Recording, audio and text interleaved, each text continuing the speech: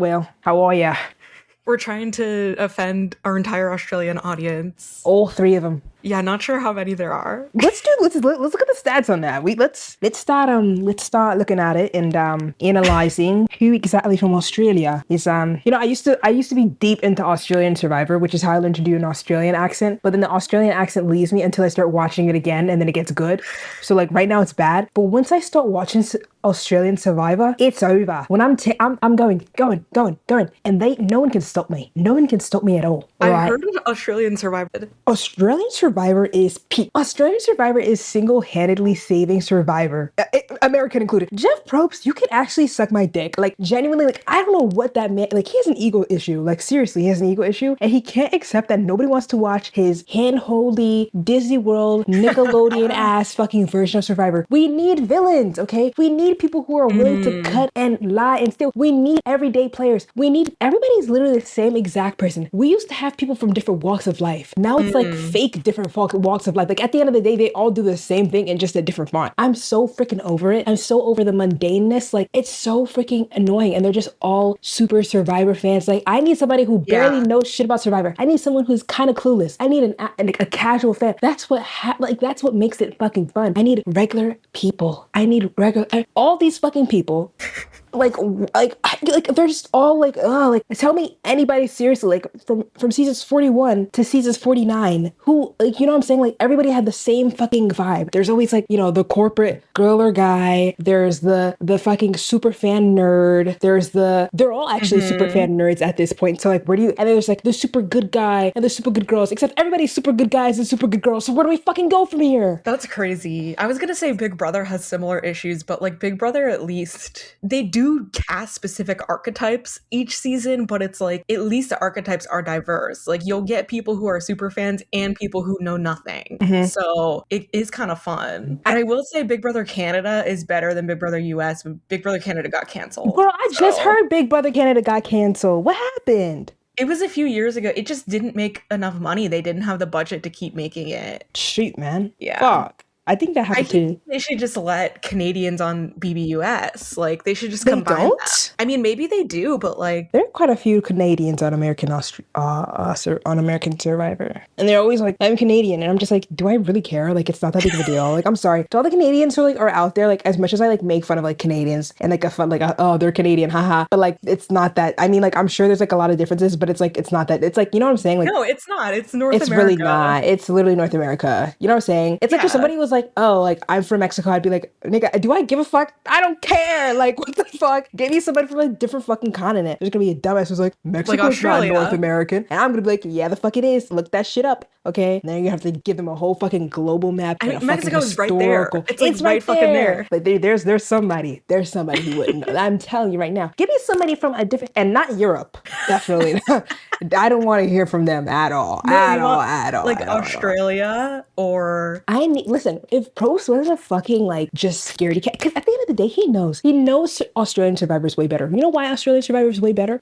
Mind you, they both do it in fucking Fiji. They're both cheap as shit. They don't want to go around and fucking go to. I didn't know Australia's was in Fiji. Oh no, it might be in Samoa. One of the wait, that's like the same difference. Is Fiji a Samoan island? I'm pretty sure it is. I don't know. The point is, no, they're two different places. The point is that Australian Survivor has such better challenges. When I tell you, American Survivor just repeats the same fucking challenges. They haven't had a new for Big Brother. Yeah, it's so annoying, bro. Like, oh my gosh, like I don't want to see these motherfuckers on this fucking triangular kebab on the piece of fucking water. I don't want to see the same puzzle every time. Also, I'm sorry, like, I mean, I get it. They're fucking starving even worse than before, so they can't do as crazy as the physical challenges as they used to do back in the day. That's what I'm saying. Give them the fucking food back. Give them the fucking food back. Give them the fucking food back. Do they even do the like luxury challenges anymore? Where they would bid on food and stuff. They brought back the auction this season, which was good. It was nice to fucking see. It was gone though. That's crazy. It was gone for a bit. Let me tell you. And then on top of that,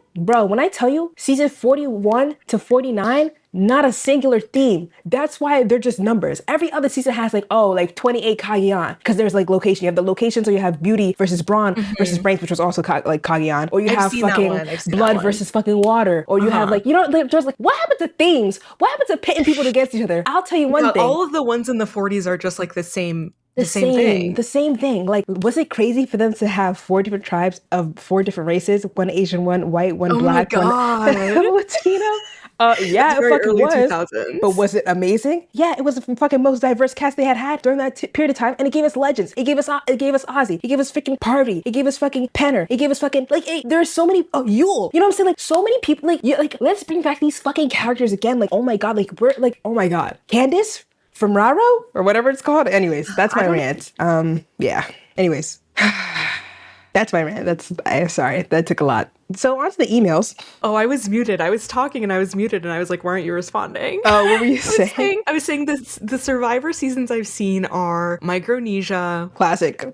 Heroes versus Villains. Classic. Of course, those are like the best. I knew that they were the best, which is why I watched them. I've seen Cagayan. Classic. And I think I watched both of the ones that Tony won. So Cagayan Winners and at then War. Winners at War. Yeah, I saw that. Winners at War was such a the thing. And here's I the watched thing. one of the New Age ones. I watched the one that Carolyn was in. Oh yeah, I know that one you're talking with Carolyn and Jam Jam And one. yeah, Yam Jam. Yeah. I feel like my thing with Winners at War, and this is my problem. Motherfuckers don't want to let the old school play. This is the thing. This is the thing. This is It's the thing. the This same is thing the for thing. Big Brother. Mm-hmm. You like I need these new players to understand. Like I understand it's for $1 million. But at the end of the day, if you know you're not gonna win, stop setting the players. I want to think about the storyline. Literally think about the story. No, at the end of storyline. like I'm not saying to rig it, but at the end of the day, like you have to be honest. Like nobody really wants to see you win for real. Like there are only a few new players that was on season 50 that I was like, oh, I want you to win. Like I could actually root for you. But other than that, I was rooting for the old baddies. You know what I'm saying? Like for them, like you know what I'm saying? Like but they're just like y'all are just like you're so boring. It's so boring because it's just like, but the old school players are also just annoying too because they're like, oh, I'll play with the old school players, and the new school players are like, I'll play with the new school players. There's like a select few that are like willing to bounce in between, that are willing to do, you know, like Suri, like Rizzo, like Ozzy. They were working together and they were playing that shit like a fucking fiddle. And that's what I'm saying. Like, you don't have to automatically take out these old players. Like, huh? Like, y'all are so fucking lame. And that's why Winners at War was mad fucking lame. And low key, a lot of people didn't like that Tony won because it was giving MAGA Central and it was like 2020 was like, cop winning it during 2020. Yeah, I'm not hungry for those nachos.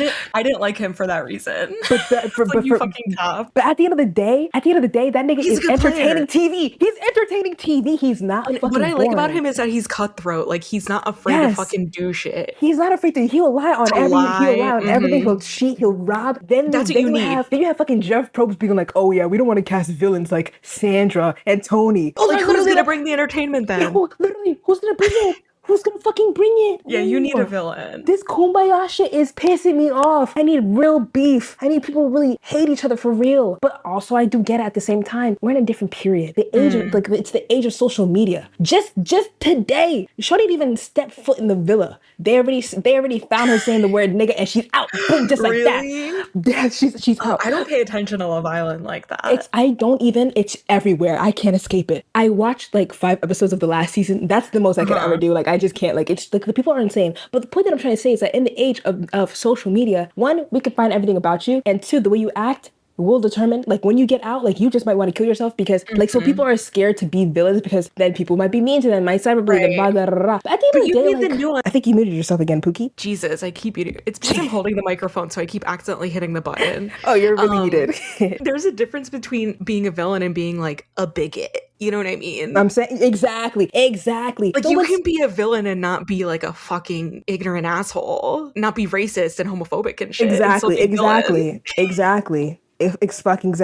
You just can't be making it personal like that. You can't be like making personal attacks on people. I didn't know Big Brother was even going through a similar situation, to be honest. I thought Big Brother Big Brother has the same thing where it's like new age, old school. There's less seasons, but that's because Survivor does 2 seasons a year. But they've been on for the same amount. Like Big Brother is going to season 28 in July. But like this last season, they had one old school player who played like 3 seasons before. And this is her first time. And like she was with all these new people. And she was like the sole person who made the season interesting. And I was like, this is why we need fucking old. And she was like a villain on her seasons. You know, she knew how to bring it. Rachel Riley. I know Rachel Riley because she's on Amazing Race. Yes, I know her. Yes. She was on Amazing Race. Yeah, she was like a villain on her seasons of Big Brother. She was fucking hated by everyone. I think she's fun. But she's so entertaining. And like you need that. Like at the end of the day, you need people, you need polar opposites. You need dichotomy. You need range of people. Like, they can't all be the same brand of person. Like, it's And just it not needs to be fucking diverse fun. too, And it needs to be fucking diverse. Like, what's fucking which they going only on? recently started Yeah, the rule where they have to, yeah.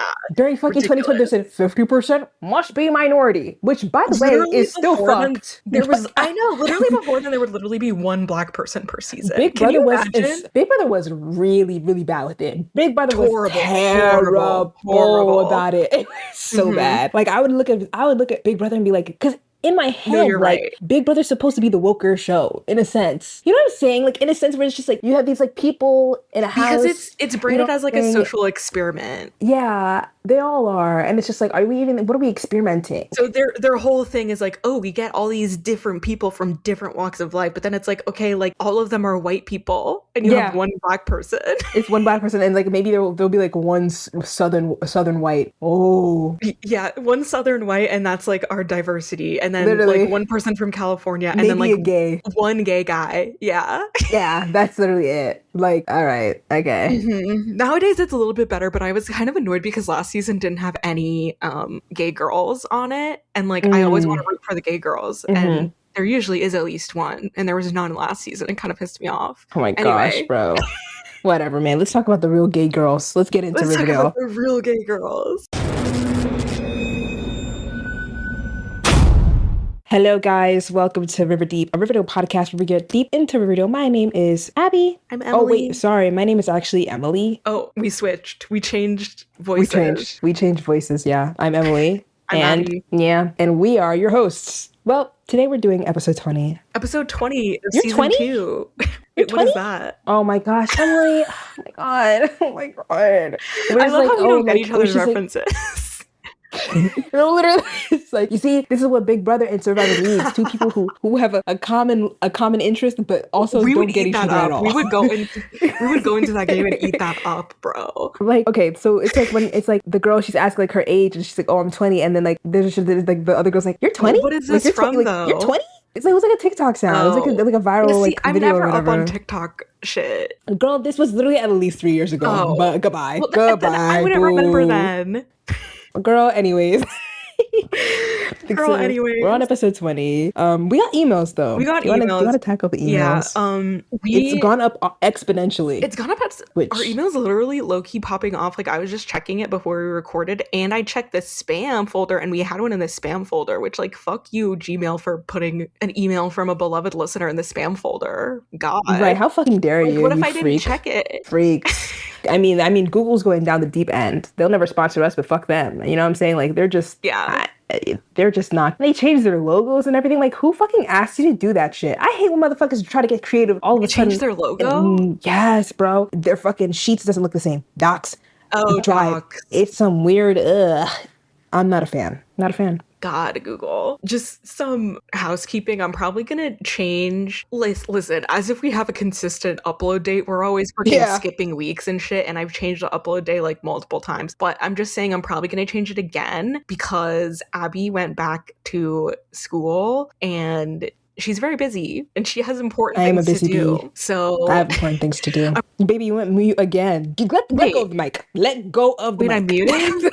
You muted. You said so, and then I didn't hear anything after that. Oh my god. Yeah, I need to put the mic down. Maybe you put feel the like mic down. Maybe if you palm it in a sense, like palm it from Yeah, I'm just the holding top. like the bottom. Well, maybe that's the problem. Well, I don't know. changed. I use my janky headphones. It's okay. Whatever. But yeah, I'm probably gonna change the upload day to like Friday, maybe. I don't know. We'll see. Hell yeah. I just need more time to edit and stuff. So I can't keep doing Wednesdays. Bear with us, I guess. I don't know. Yeah, because and for context, y'all motherfuckers, y'all know we record Late at in night. the deep dark nights. Yeah. The sun is still out. Like I can see it's daytime right now. I mean it's 8, but it's daytime. Yeah, but it's so summer, that's really so the early sun's for still us. out. Yeah. Yeah, so the summer, but we've literally never recorded this early. So that's how serious it is. I have to go to sleep in about an hour and a half, 2 hours. 10 o'clock is your bedtime. Yeah, 10 to 10:30 because I have to wake up at like 5. Ugh, ew. Yeah, right. Disgusting. Right. Yeah. Anyway, Abby's really busy. So she's in high demand and Yeah, everybody wants me. yeah. We gotta work around her schedule. So this is just how it is, guys. Sorry if we miss weeks or whatever. Sorry, Boogies. But I'm trying to make this time make it all work. We're trying to just like record on the weekends and then it's like fine. Yeah. Yeah.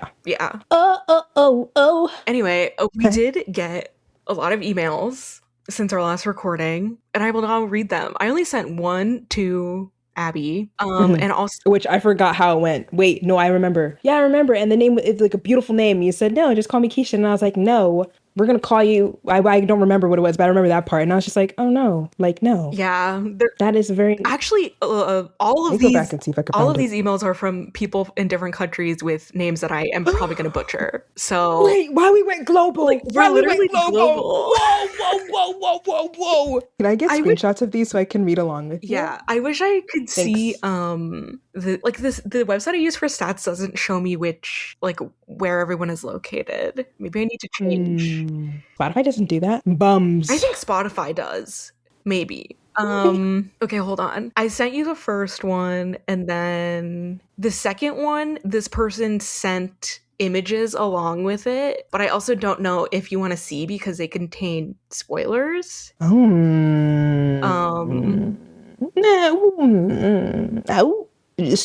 me the start. I want to see everybody's names. Okay, hold on. Please hold. Oh my God, Ariana's new song. I'm wearing that shit out. Zip, zip, zip, zip, zip, zip, just like that. Zip, zip, zip. I literally haven't listened to it yet, Abby. Oh my God.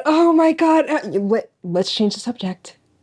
Wait, why? I woke up out of my fucking sleep. I woke up out of my busy sky. I woke up out of my sleep. I tell you, I went to bed at 8:30 to wake up at 12 to listen to it, to go back to sleep, to wake up at 5. That's how serious it was. That's how serious it fucking was. And I was I was in a sleepy ass haze. I was locked in. What the fuck? What? Whatever. It's fine. So I don't know. I needed to appropriately listen at the right time with headphones on. Right. You know what I mean? I gotta properly listen to it. And I was watching TV I've been watching shows and stuff. So I just didn't get around to it. But right. I will. It's in a sense. Right. Did you get the screenshots? Yes, I got them all. Okay. Thanks. Thank you. You're welcome. The first one is from someone who asked us to call them Keisha. They said my name might be a little strange because it's very South African-esque, so let's go with Keisha. Just wanted to express how much I love and appreciate this podcast. Sometimes it honestly feels like I'm the only South African that's been obsessed with Riverdale for years, so it's comforting to have a podcast that appreciates the art. I love that. I really do. We're literally global, but I know there's going to be another South African that's actually hell no. I'm here too. I've never been a podcast girly, but I never miss an episode of River Deep. Literally, whenever you guys drop an episode, I'm literally pause, my show is on. Stop, I'm gonna cry. Literally cheek to cheek, I'm smiling. You guys crack me up so much that this is literally a comfort podcast to me, so thank you and your amazing love from South Africa, Keisha. It's actually fucking sick. It's sickening to me that motherfuckers are listening to these voices and are yeah, comfort. You know what I'm saying? You think I can never imagine. I mean, Abby's really funny. She's really I think funny. You're hilarious too. Is Mitch Asian? Please. I don't know. I think I know she wears a leg. Oh my God. Oh, really? Yeah, I can look. We bring it out in each other. Answer my question. We really do. Yeah, it's beautiful. I think you're hilarious. You think we're hilarious. What's your zodiac sign? I feel like I should know this. Are you Cancer? I am. I feel like you've told me that before. I think I have. I've definitely your birthday's coming up. And I forgot. I literally fucking forgot. Wow. I looked at the date. I was like, it's June. Ooh. Birthday during Pride Month. It's pretty cool. Birthday during Pride Month. What can I say? Pride Month, by the way, when this episode goes up, it'll be Pride Month. Oh my God. Hey, listen. To all the letters out there. All the letters. We love you. Be who you are. Be who you are. Okay. There's got to be a song that's oh, fuck out my way when you see me. I'm rolling with the LGBT. You know that song, right? Please don't disappoint me. Yes, okay. I know that song. All right, proceed. Thank you, Keisha. That was a lovely message, and we appreciate it dearly. Truly. It's truly. Very, literally, shout out to South Africa. Shout out to South Africa, man. We have to get a map. Maybe we can get every country to listen. What do you think? Yeah. Maybe when I'm delusional. I mean, hopefully, Yeah, maybe. Next. This next one is from a name that I also don't know how to pronounce. I think it might be Irish. It's spelled Ciaran. Maybe it's sounds Irish. Kieran or Chiaran? Yeah, sorry if we fucked up your name. I'm so sorry. Sorry. Because your email's awesome. Maybe Ciaran. Ooh, Ciaran? That could be a shout. I don't Okay, know. okay. I'm trying all the possibilities. Let us know. Let us know how much we butchered your name. Yeah, sorry. I'm such a big fan of your podcast and wanted to share what I made while I suffer post-uni unemployment blues. Felt that. Even though I didn't go to uni, but unemployment blues, felt that. Felt that. I made a family tree for mostly everyone on Riverdale. The gold borders mean they died and came back to life. Ooh. What? Maybe I shouldn't have read that. And a relationship chart for all of Riverdale season 1 through 7 contained spoilers. Can't wait for more episodes. And they attached 2 images. I did look at them. I would say these were very nice. I'm like zooming in, and there's like faces and stuff. Yeah, this is very thorough. I'll post them on the Instagram. Come back to life. Just don't tell me. Maybe you shouldn't look at these. This has to be something season 6, season 7 when it gets like witchy cuckoo. But I do want to obviously audio medium. You guys can't see this, but I do want to read some of the relationship types on the relationship chart. One of them is the pink line is for currently in a relationship / married. Then there's like a teal one for previously in a relationship, and then previously married / divorced, previously in an unofficial / casual relationship, kissed. Is that what Betty and Archie are? What do you think? Wait, are you looking at it right now? No. Okay. Well, this is updated for the final season, so I would say... Actually. Oh, never mind. Never mind. Shh, never mind. Oh, because the polycule. There's a line for kiss / hookup, and then it's complicated / crush / unrequited feelings, and then there's currently in a relationship in another timeline, the 50s, previously in a relationship, dated in another timeline, 50s, or kissed, hookup in another timeline. So there's a bunch of complicated shit. Mind you, like they had to group them all together. You know what I'm saying? There was so many lines. There's so many lines. Like I'd imagine that there could be even more lines. There probably could. Like if you want to add lines for the 50s, more categories, right? And then even like the family tree is like, that you get the Cooper and Blossoms, and it's like, girl. I mean, that's a shit show. I mean, but we got some good Blossom Cooper teeth today. We really did. Big Blossom Cooper episode. If you're in line, Beryl. If you're in line, stay. Stay for cousin. Cousin Beryl. Hashtag Beryl, get it trending. Getting it. Platonically, of course. Obviously. We've moved past this, Emily. We've moved past this. I don't need to say it. But thank you so much. I will be posting those to Instagram. Great usage of your time, I will say. Truly. The next email is from someone with a Russian name that I cannot read. So sorry, but maybe you didn't even want your name to be said, which is fine. That's also a thing too. This one is pretty long, but they just said, you would be happy to see some emails, so I decided to write something. I literally binge your podcast for the past few weeks because it means so much to me. You're doing God's work. Wow. That's really I've been told dramatic. We're like missionaries in a sense. Spreading the Riverdale gospel. Riverdale was my hyperfixation in middle school, and I even realized that I'm a lesbian because of Cheryl. I love that. She was literally the first femme lesbian representation that I saw, and it just clicked for me. Oh, I love that. She's like Santana Lopez for younger Gen Z, Like in a sense, like, yeah. Yeah. Oh, yeah. Because your podcast, my fixation is turned on again, and I have the urge to relive it somehow. I'm correcting grammar because they said that English isn't their first language. So sorry if things don't make sense. It's totally I feel like this is like I think really good. I think your English is pretty great. Yeah. Yeah, I'm saying like hello. Okay, but proceed. I just love analyzing episodes. Also, season 2, episode 17 really changed my brain chemistry when I watched it for the first time. And Bullet by Ann Mars still is one of my favorite songs. You won't say, you won't show how you feel. BTW, her other songs are fire too, but I swear no one knows her besides that Shoney scene.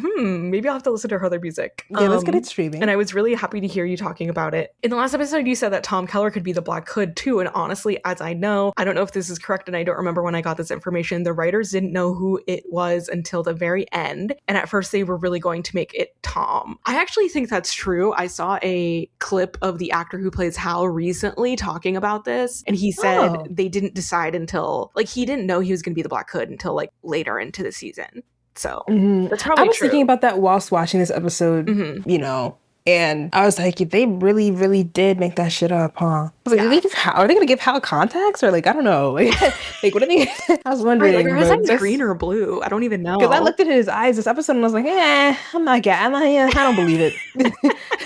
Where was I? Right. Okay. I really appreciate the consistency of your podcast, and I'm so sad that I listened to every episode that's out for now, so I'll be waiting for new ones. I'm excited for season 3 because it's my favorite. Also excited for season 3. Thank you for all your hard work. Also, Abby's impersonation of Archie is god tier. Thank you. Thank you.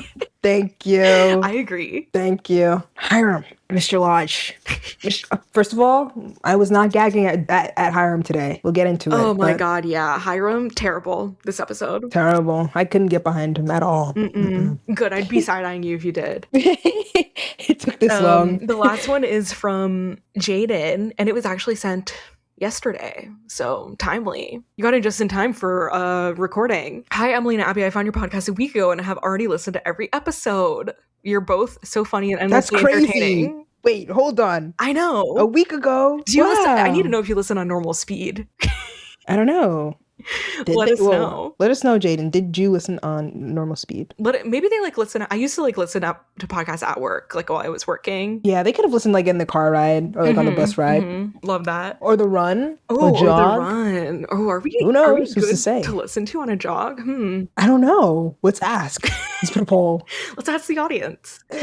Listen. You keep going mute. I'm sorry. I'm gonna chop off your fucking fingers. I should set the microphone down, but put the microphone down. No, wait, can you put the microphone? I feel like you do you? Yeah, it has a stand. I just the way that I'm sitting doesn't really. It's not conducive. It's not conducive. I'm sitting on my bed, so Don't you usually sit on your bed? Sometimes I change the venue. What's the fucking venue? My desk. Usually it's at my desk. Yeah, I hop between desk and bed. Today I'm on the bed, in case you gaff. We're both on the bed today. We're both on the bed today. I said gaff in real life, and it was very. Everybody was chuckled. Hello. They're like, hello, whatever. I actually low-key got that from Claudia. She says it all the time on the Clique of the Week podcast. Who did I get it from? I think I just started saying gaff. Maybe she got it from you. Who knows? I don't think so. Claudia is such a trendsetter. Yeah. Where did I get gaff from? I don't know. But I feel like my friends also say gaff, so I don't know. It's hard to tell. They should. What came first, the egg or the chicken? Right. Or the chicken or the egg? Listening to the podcast has been making me reminisce on my own Riverdale journey. Riverdale first started airing when I was in middle school. You guys all were in middle school. I feel old as fuck. It was after high school. I watched Riverdale. Yeah, I'm old as shit. I'm sorry. Even though I couldn't watch the show weekly because I didn't have cable, I would watch on YouTube episode reviews. I had the biggest crush on Lily Reinhart and would obsessively watch any interviews or videos I could find of her. There's a cover of her singing Wicked Game that was on repeat in my house. Real? I'm not familiar. I need to look that up. I'm sure you will. Eventually, when season 2 came out, the YouTuber I was watching stopped making episode reviews, and I knew I needed to get my Riverdale fix somehow. It turned out that the CW app would let you watch for free as long as you watch the 10 million ads that would play. Yeah, I remember that. I fucking remember that shit. The CW was so annoying. CW app was so fucking annoying. So I would wake up at 4 a.m. before school so I could watch Riverdale on the jankiest app in the world. Half the time I would skip through the episode just to watch Betty and Cheryl scenes. That's so real. Beautiful. My interest dropped off at the back half of season 4. A few years later, right before season 7 aired, my best friend and I, after binging the entirety of Glee, needed a new show to watch. We had seen on Twitter the scene of Cheryl basically becoming the Scarlet Witch and decided to watch all of season 6, despite her not having seen any Riverdale prior and me not having seen season 5. Have you seen that clip of Cheryl, Abby? Yes. Okay. I have. I'd be concerned if you hadn't. I have, yeah. We'll get there eventually. We love the It's fucking 2030. Literally. We love the campiness of season 6, but never got around to watching season 7 while it was airing. Now that I found your podcast, I've been watching season 7 and loving it. I love that. Beautiful. I really love how Riverdale isn't afraid to change the format of an episode. They were always experimenting with the genre, and I think that helped keep it fresh. You're so fucking real. You get it. Yep. Agreed. Anyway, I hope this email wasn't overly long and boring. Just wanted you to know how much I'm enjoying the podcast and getting to reminisce on this crazy show that in a way kind of ended the typical 20 episode season teen drama. I totally agree. Yeah, it did. Wait. It's like the last Why of was its it the kind. funeral? It really is. It's whoa. Because you have to bow. Just bow your head. Just like that. Bow your head to the queen. Give Riverdale the respect. Give them the respect. You when have we ever we haven't touched anything like what is All American? Does All American have 20 episodes? Because hold on. I think it does like 13 episode seasons. Don't play. Season 1. Let's see. It's like 16, 19, 20. They keep going up. 20, 15, 13, and then... But what about now? what the fuck is still going? The final season is airing now. So low-key, that would be the end. It was that would like be the the only real that survived end. the big CW purge. I remember. Yeah. There was Maybe. 13 episodes in season 7. Let's fucking which go, is black recent. people. Woo. Oh, we're talking about Riverdale? What are we talking about right now? Continue. No, but you're right. It did end the typical 20 episode season teen drama. R.I.P. They also said, P.S. Please never stop talking about Wicked and Gelfie. Oh my god, and won't. And I won't. Abby never will. I never will. Maybe I'll mention them today. Who's to say? Who knows? To say. Thank you so much for the emails. Love that. Love that. It gives us motivation, you know? It really does. You don't really get it really does. It's really nice to hear all these kind words. And also I'm kind of self-aggrandizing already, so it really feels good to have other people, tell me I'm funny. We had a time we also had a time recently where we were like, wow, I can't believe people actually listen to our podcast. We low-key went really off a little bit. I actually it's still I know there's at least one person who actually listens, and it's Jay, because Jay is always telling me how they're listening, and I'm just like, okay, there's one person out there that really dead ass listens, but more than 10 kind of blows my mind. Yeah, people we have fucking almost 600 followers on Spotify. What the fuck? What the fuck? Whoa. What the fuck?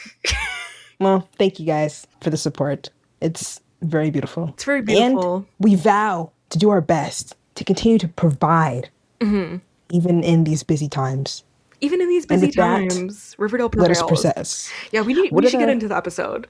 Yeah. I will say, not my favorite episode after, we were on such a high, and I feel like this one was more, not as high. I kind of agree.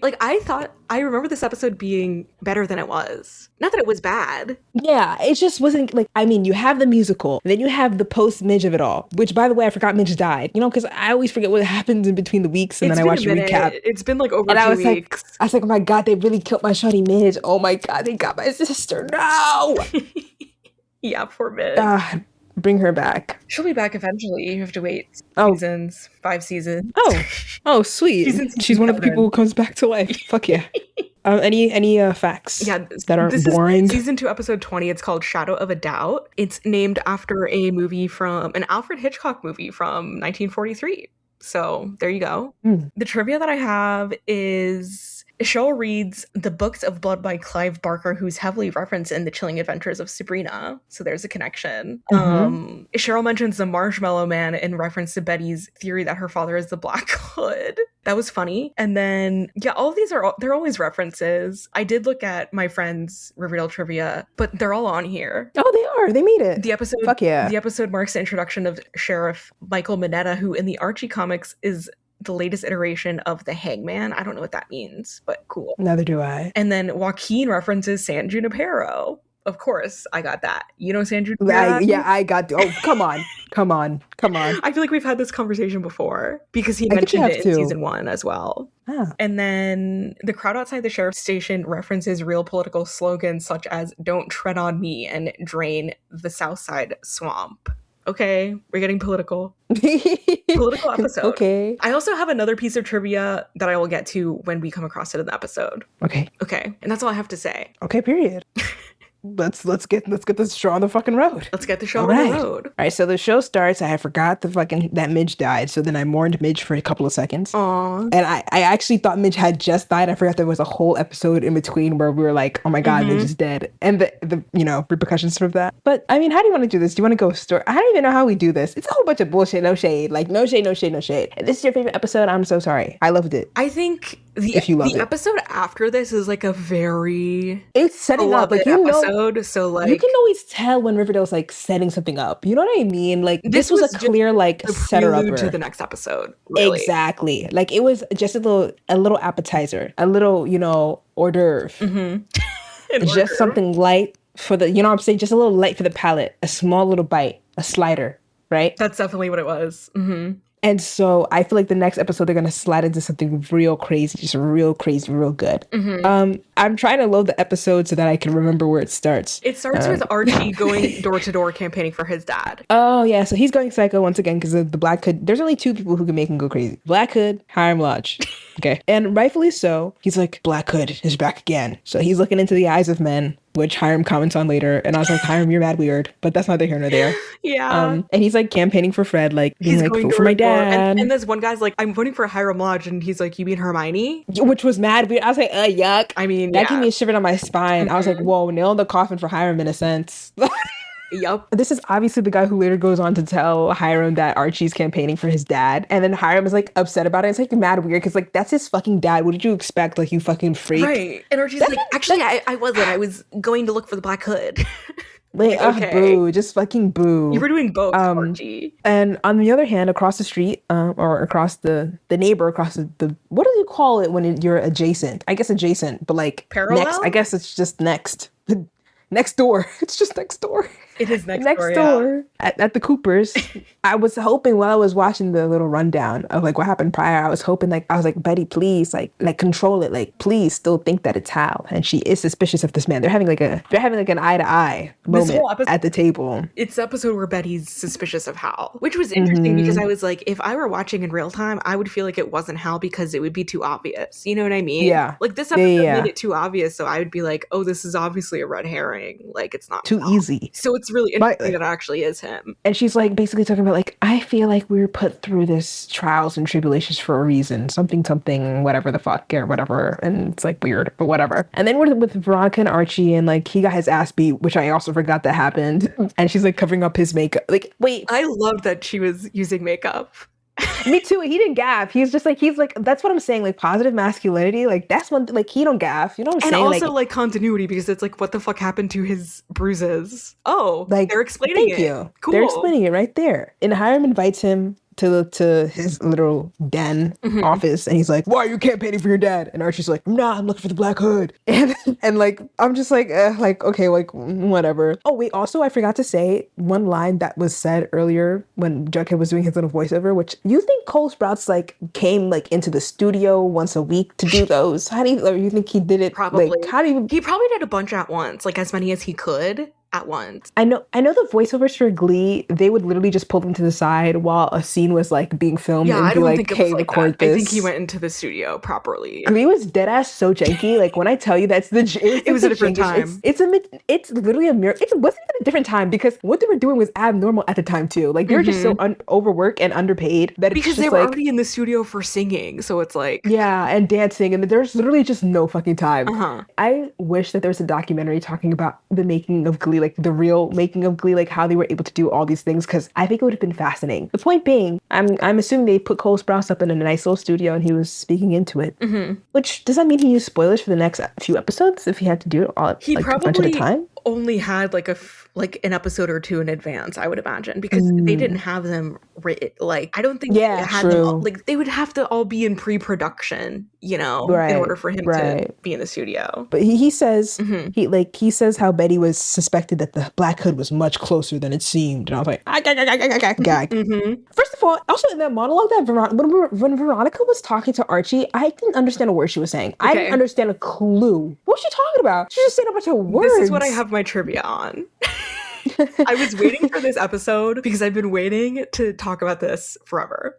This is such a good Veronica line because it is literally like, I have no fucking idea what she's talking about. In 2023, when Riverdale ended, the cast did an interview. I believe it was with Vulture. Unfortunately, it's just a written interview. I would really like it if we got to see this, but that's not the case. But they did it. They did like an exit interview where they talked about like leaving the show and all of the like favorite moments from the show and stuff. And they were all asked, this is the question. No matter how old they're supposed to be, your characters speak in really dense, distinctive, Baroque dialogue full of references and outdated slang. What are some of the most Riverdalian lines you've had to deliver? Cami Mendez said, I had this long line and I remember I was like, I fucking hate this. I couldn't get it. And it was so complicated. But now it's my little party trick. And then Cole Sprouse says, say it, Cami.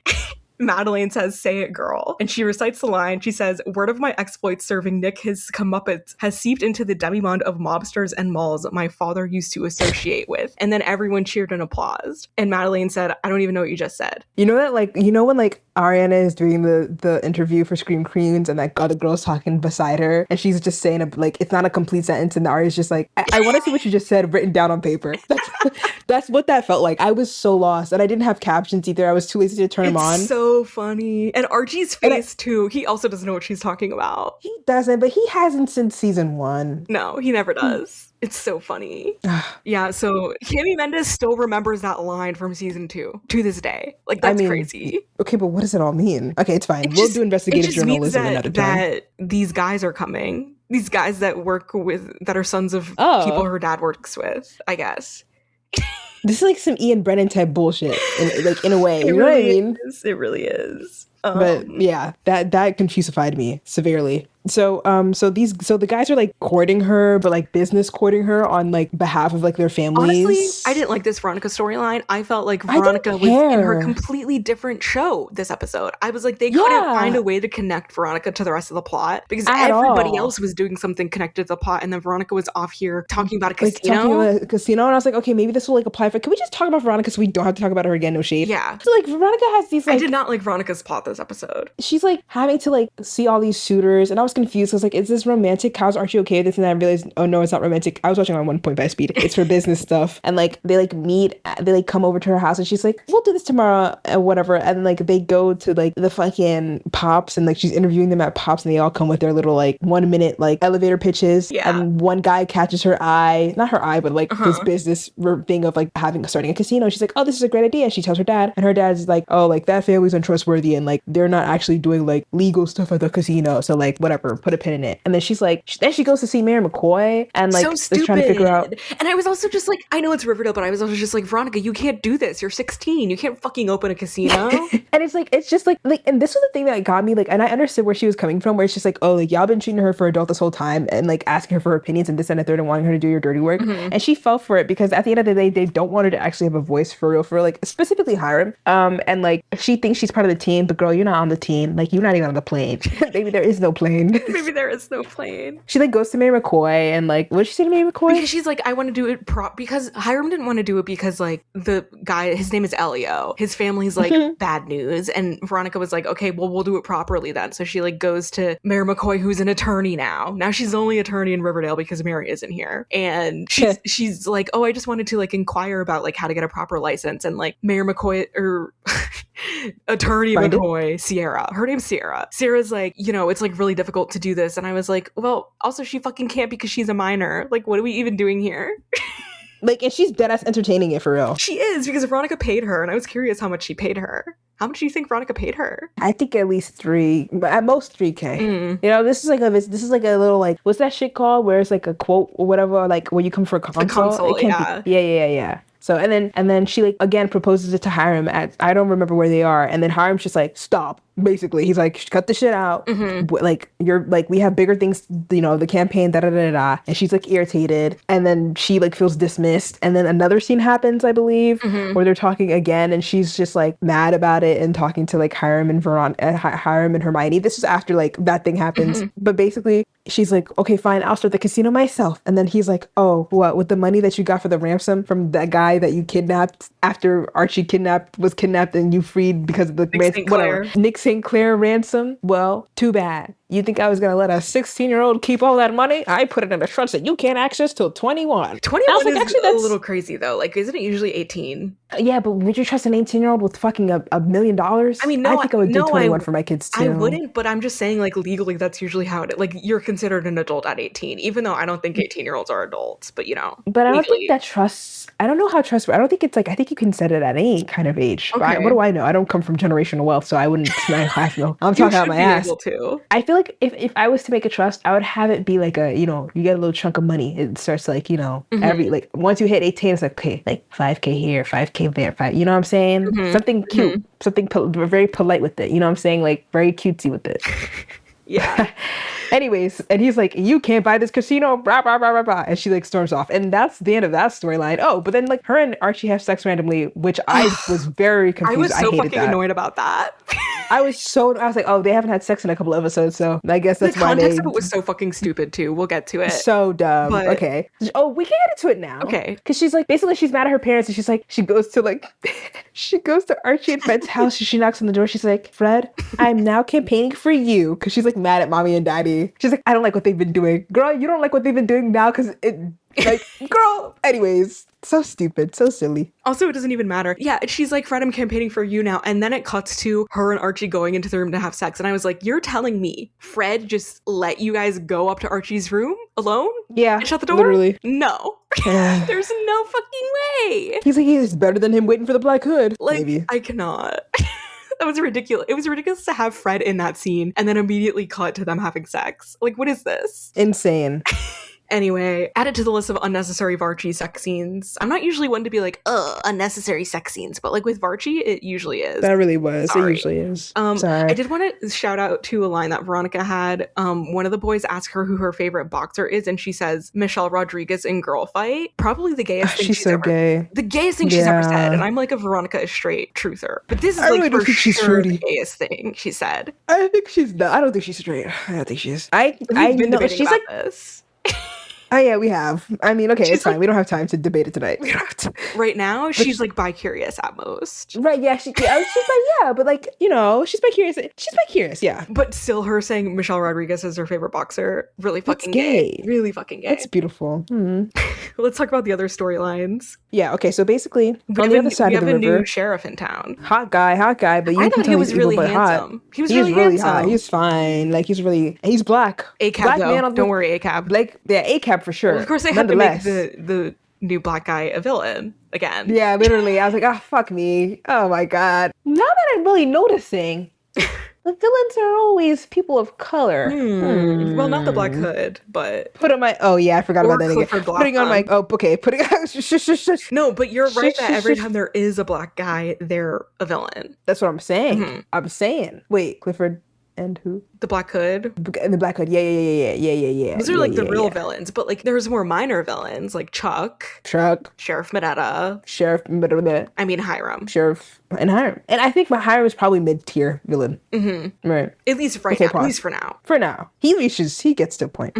He's so fucking insane and obsessed. Anyways, Jughead and Betty are walking in the rain because it feels like it's been raining a lot in Riverdale, and they're basically yapping, and she like drops like I think my like imagine if my dad was the Black Hood, and then Jughead's like, yeah, that'd be really crazy. Like he totally like blows her off.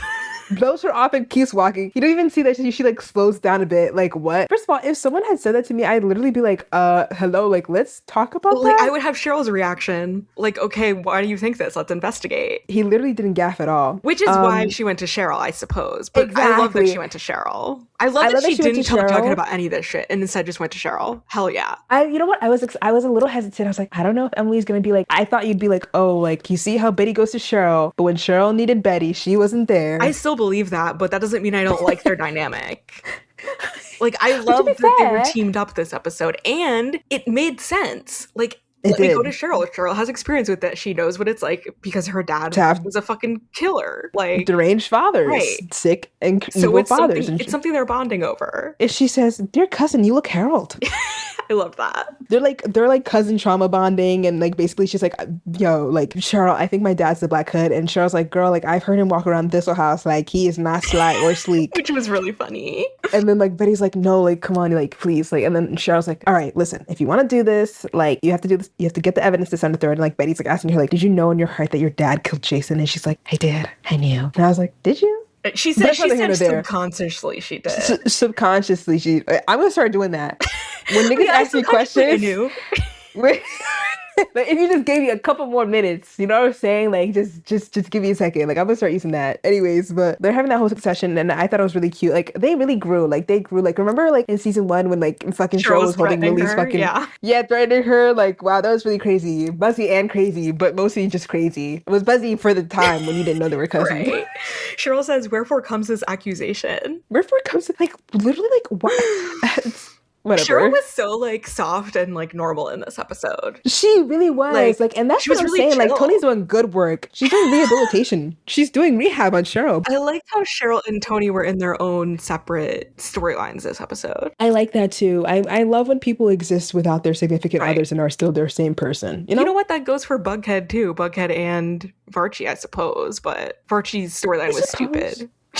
Yeah. Poor things. They suffered. But yeah, so Cheryl's basically like, girl, you got to get the evidence and then we can talk later. Right. Hiram and Hermione have a conversation where they're being diabolical and planning and being diabolical. And like he basically told Archie, like, start up the dark circle again to, fight off the Black Hood or whatever. And like basically like trying to sabotage Fred through Archie, because if Archie is running around like a madman with these group of boys banging on shit, and if you can't control your son, how can you control a city, is the premise.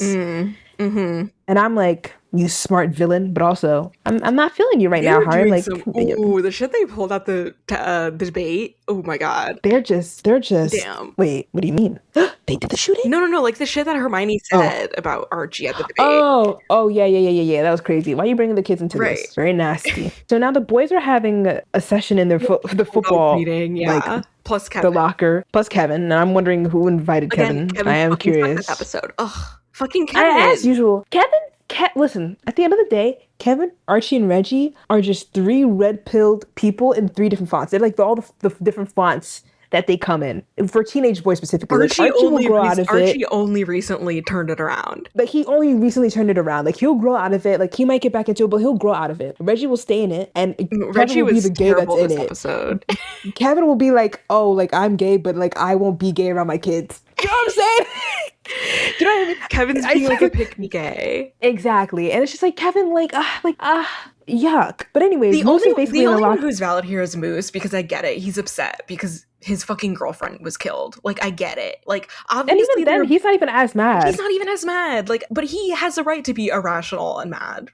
But he's basically like, he's telling the bro, because Archie's like, we need to start the Black Hood, blah blah blah. And then Moosey's like, I gotta tell you guys something. Me and Midge were fighting because I found out that Midge was cheating on me with Fangs, which is crazy because you were cheating on her with Kevin. But that's neither here nor there. Anyway, so they got to he didn't say Fangs, he said with a serpent. And so then Reggie gets activated, because Reggie wasn't even on the timing of like going back to the dark circle. But then now him and his fucking discrimination against the serpents, he's like, he literally we're gonna fucking kick their ass, like a bench or something, like Finn Hudson style. And they go and they barge in to the serpents' little meeting, and like on some like, what do you guys fuck me, as if it's like a crime to fucking hook up with a girl. Like, what the fuck? Like, what? Right.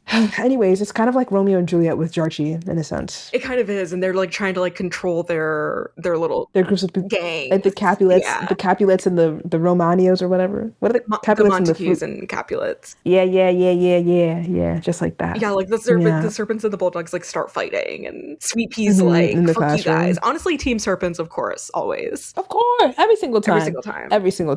But Archie and Jughead are just like, we gotta do something about this. Yeah, they're like sitting, panting in the middle of it all, like characters in a video game. But back at the Koopas, Betty has the brilliant suggestion. She's doing her investigatory shit. She tells the family, she's like, we should all go back to the registry and start working again. And Mom, you should start working at the registry again. And I can help around too. She has a plan. She just needs the platform. And Hal is just like, and I hate that Hal like sucks, because like the potential, like the potential for their like cute familial relationship. Right, like, but they I could feel just like be he's only acting like that because he's evil, Oh no, I know he's acting like that because he's evil. I'm just thinking like in the past, like you know what I'm saying? Like they probably like played like fucking like Twister or like I don't know, what's that one with the doctor and you like pick the shit out and you like Operation or whatever. Like what? Aww. They played like, you know what I mean? Candyland. Yeah. I haven't played either one of those games ever. I did when I was little, but I haven't in a really long time. We should play. Okay. At Oomph-Chella. Bonus episode. On our Patreon. On our Patreon, where we just play Operation, completely unrelated to Riverdale. Yeah. Upper River. Obviously, I'm tired. Let's continue. Fangs and Fangs and Jughead. Fangs is like, I have a confession to make. I was hooking up with the Midge, and Jughead's like, why didn't you tell Sheriff Keller? And I was like, why the fuck would he tell Sheriff Keller? Hello? Yeah. Like, obviously he's gonna get prosecuted for that immediately because they hate serpents. Literally, and he's an ethnic looking serpent too. Like, oh god, like it's just not good. It's not good news for him. And basically, like, he's asking Jughead, yo, can you delete the footage on that you were doing for the documentary, like that had me and Midge together, because like it will make me look bad. And like Jughead's like, I'll see what I can do, but lay low and like just don't draw attention to yourself. Yeah. Basically. Yeah. And later on, Jughead sees the Dark Circle stuff advertised all around, and he's like, yuck, the ghetto. What is my gay boyfriend doing now? Like, hello, what's happening? He goes and he confronts Archie in the classroom. I miss Veronica. This is what this Archie stuff is I making me thought that feel Betty and today. Cheryl were like a good substitution for Veronica in this They, episode. yeah, they were, but like they can't kiss. Well, Betty and Veronica aren't going to kiss for a really long time either. So. Yeah, but I could think about it. I could be like, oh, this is ethical. That's true. That's true. You can think about it without feeling bad. Yeah. Not that I'm thinking about it and feeling bad currently. It's not what I'm thinking, kid. Cheryl. Cheryl is no. Is it Cheryl? No. Shetty? Beryl. Yes. I like Beryl. Beryl. I like Beryl. Yeah. Beryl was cute. I really love Beryl. I love Beryl. But seeing Georgie, when Georgie Made you has miss two, Veronica. yeah, and I didn't feel that while I was watching the episode, but whilst I'm rewatching it to retell it to y'all, I'm thinking to myself, it never feels fun when it's out of balance. Maybe that's just me. Well, unfortunately, they had to have Veronica off doing her own thing in this episode. So Whatever. She had to lay the grassroots, the shit to do like I some said, it groundwork. makes sense that she went to Cheryl because, you know, Cheryl's No, it dad. makes sense. Listen, I'm not saying that fucking Veronica should have helped with the fucking investigation. You're just All saying I'm you saying is missed that it. I would have liked to see them on the screen. I don't even think they saw each other this episode, Yeah, but whatever. they didn't That's even all I'm saying. interact. Yeah. You're right. Anyways, Jughead's just like, girl. I mean, no, he said girl to Archie. He said, said girl, what's girl. going on? Like, he's like, what's going on with this Dark Circle? And Archie's just like, I don't fucking know. And then Jughead's like, okay, like, bad news though. Fangs was actually hooking up with Midge. And then Archie's just like, womp, womp, womp. Archie's kind of like too preoccupied with other things, I feel like, this episode. He's like really, like, he's seen the light. I'm so proud of him. He's triggered about the Black Hood. He's focused on getting the Black Hood. Yeah, he hasn't seen the light. He's just in another hyperfixation right now. But yeah, they're yapping about it. And then like, Then they're at the what was I sheriff's saying? office, right? Yeah, they go to the sheriff. They meet the fine ass sheriff, and Hiram is there, obviously, because Hiram is the guy who put him in this place to begin with. Yeah, it's giving Hiram paid for the sheriff to be here. Payola. And like he gave Sheriff Payola. Sheriff Payola. And so like he basically gave him the rundown of like all the people in Riverdale, I fucking guess, because when he sees Jughead and like Archie, he like knows literally everything about them or whatever, and like calls him like the miscreant and like the good guy. What'd he say? I don't know what he said, but he said all this stuff, and then Hiram called Jughead the other one. Yeah, the other one, which was actually crazy. Oh, man. But also, like, I forgot to say that Hiram had also told Archie, like, oh, he should bring his, like, Dark Circle efforts to the sheriff so that they could work hand in hand or whatever. I guess that's not really that important, but And Archie's whatever. like, no, I'm going home with my dad. And I was like, that's right, Archie. Oh, yeah, that was a little later. Oh, well, you know. But similar things happen. That happens multiple times because Hiram's he just won't let up. He's so annoying. But, hold on. We find out that let's rewind. So at the registry, Betty is getting down to business. Her parents leave and what do you think Betty learned how to unlock shit? Because listen, you give her a bobby pin and she goes to town. I know. I think it's a Nancy Drew thing. I think maybe Nancy Drew does that. I don't know. And she's just always carrying bobby pins and where did she she just pulls it out. She comes prepared. She just comes prepared and she like goes into his drawer and like she basically makes copies of his planner to try and line it up with all the killings of the Black Hood. And all the shit is lining up. The math is mathing. And Cheryl is over there with a choker on. I think she's still living at Tony's, obviously. Well, I don't know. She asked her mom, she kicked her mom out, remember? She did. But, you know, I mean, it takes time. They can move slow. It takes time. And it's just to like warm back up into, you know, going. Like, I think she like makes sure Granny is okay. Yeah, Cheryl was wearing she was wearing pants a lot this episode, which is rare. I do feel like her clothes this episode were Tony-esque. Name how many times Rachel has worn pants. I could put it on my fingers. Like many times she's worn pants. Right, exactly. Same thing goes for Cheryl. Same thing goes for Veronica and Santana, for that matter. I can count the times I've seen Santana in pants. Oh my god, that one outfit that she wore with like the overalls, the overalls, and then the baggy jeans with the Nikes. Yeah, I knew you would get it. I I hate that we only got that blurry in the background for like 10 seconds. Literally, and it's so cute. She's so oh, she looks so fucking good. She's so adorable. And she's so tiny. Like just little girl. She wears the pants there. She wears pants in the episode where Rachel slaps her. They wear pants like when they have to do like Glee Club performances. So that doesn't really count. And I think she wears pants to the barn when she like visits for the wedding. Yes. So, like when they're like scoping it out. And then she wears pants for the wedding. And the pants that she wears in Landslide. And landslide. There are a couple of Jean moments in season 2. There are. Yeah. She's so cunt. Ah, wow. I was talking about And pants. Rachel is even less. Rachel's even less pants. I think Rachel wears pants once in season 1. It's like these capri pants a couple of times. And then I don't think she doesn't wear pants so much that all the girls will be wearing pants in performance and then she'll have a skirt on. Like Empire State of Mind, she has that skirt. Like everybody True. Everybody was wearing their baggy pants. Right. She didn't even put a hat on. Like, girl, you pissing me off a little bit. Like, come, like, you know what I'm saying? You're like, right.